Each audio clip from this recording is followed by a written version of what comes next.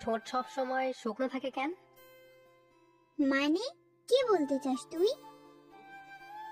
আরে রাগ করিস কেন? না, তুই কি বললি? আবার বল।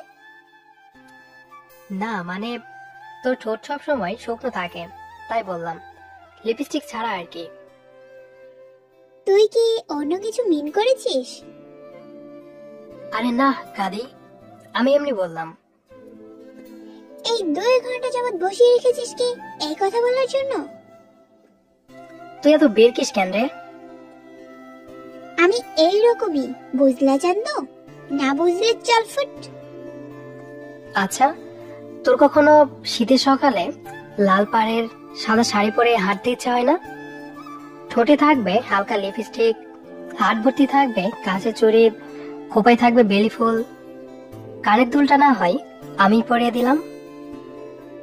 হইছে তোর কথা বলা, আমি চললাম। সত্যি চলে যাবি? না, কুতকুত খেলবো। রাগিস কেন রে?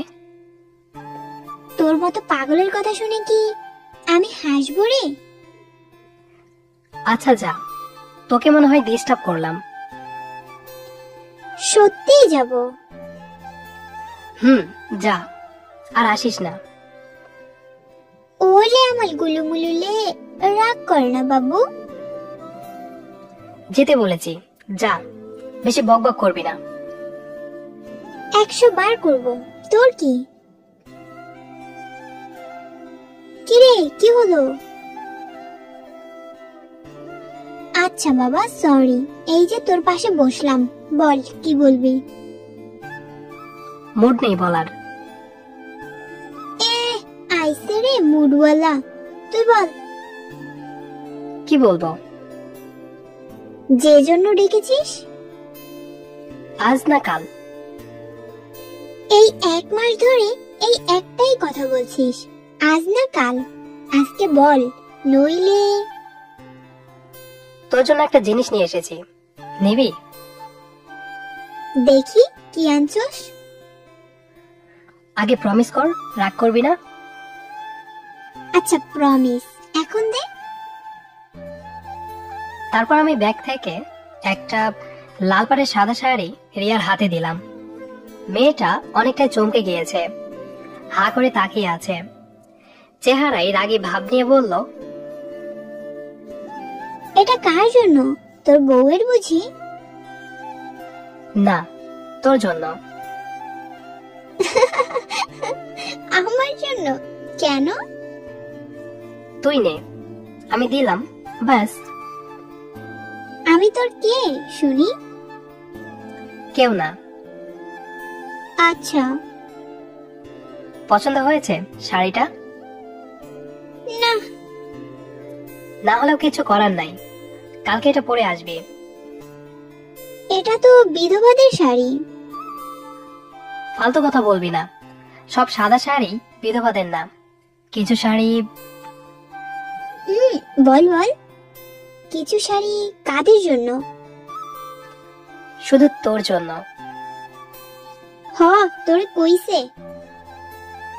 আমারই কইছে, তোমারে কইব না, বুঝে লাও। আচ্ছা, আর কিছু দিবি?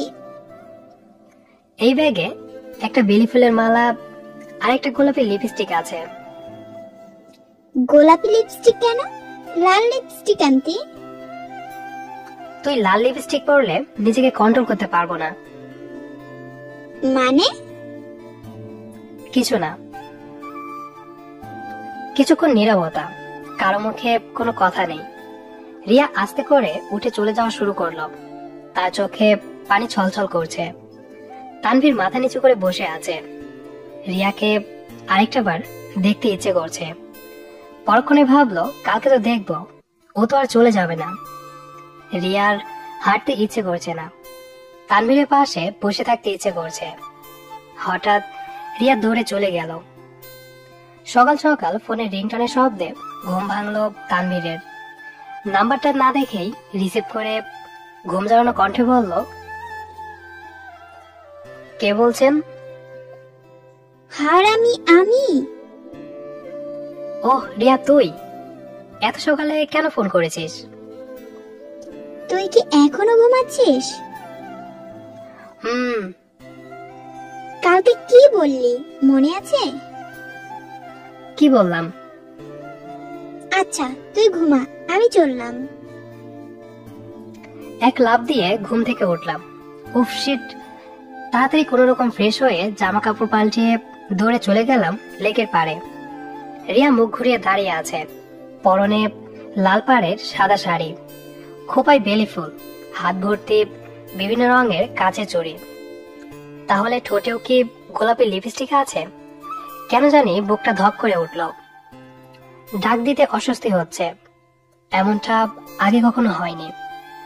মাথা চুলকাচ্ছি, কি বলবো বুঝতে পারছি না।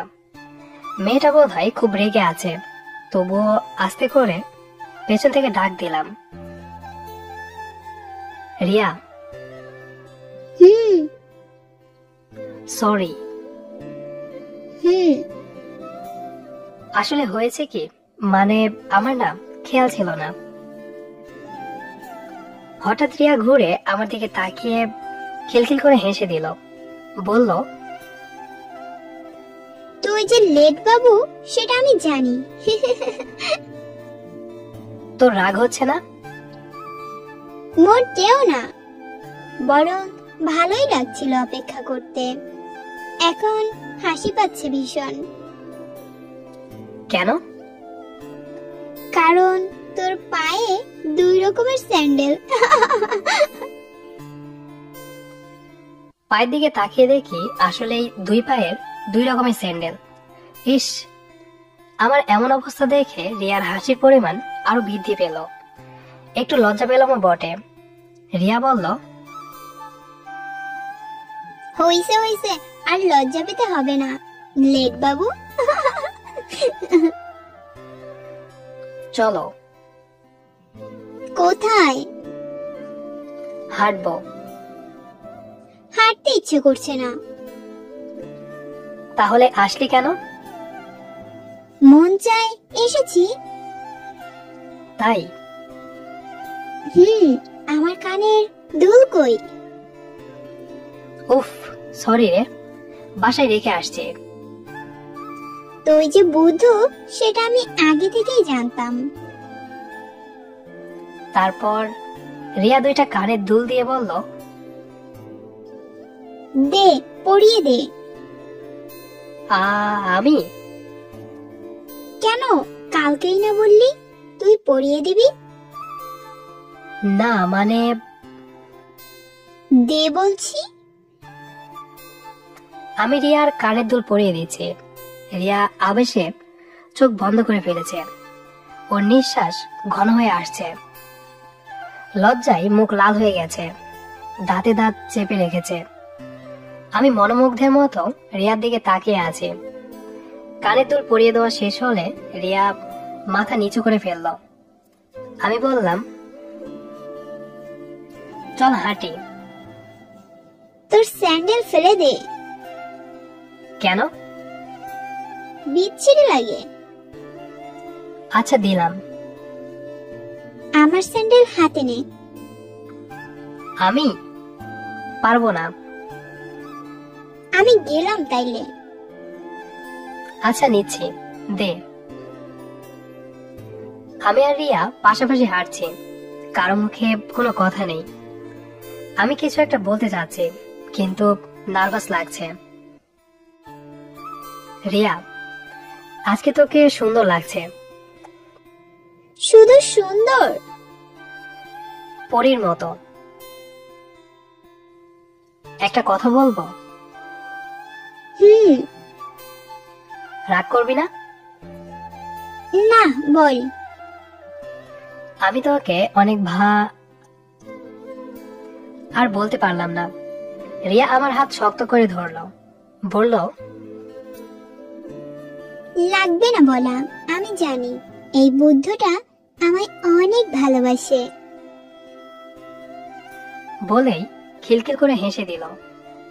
এই মেয়েটা ভালোবাসা প্রকাশ করার অদ্ভুত ক্ষমতা রাখে। আজব না? গল্পটা কেমন হয়েছে কমেন্ট করে জানাবেন। আর ধন্যবাদ কষ্ট করে পুরো ভিডিওটি দেখার জন্য।